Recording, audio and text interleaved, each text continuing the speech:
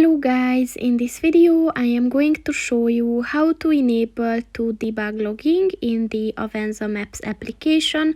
But first I just want to mention, don't forget to subscribe to my channel, because at 10,000 subscribers I am going to show you my whole YouTube revenue statistics and growth strategy, as well as how to make money online. Let's jump into it. First of all, open the application on your phone and then click on the settings button at the bottom of the page on the right. And then at the settings section, click on the general button and then click on the debug settings button. And within this section, look for the debug logging button. And in order to enable it, just click on the white circle next to it. And once it turned orange, this function is enabled.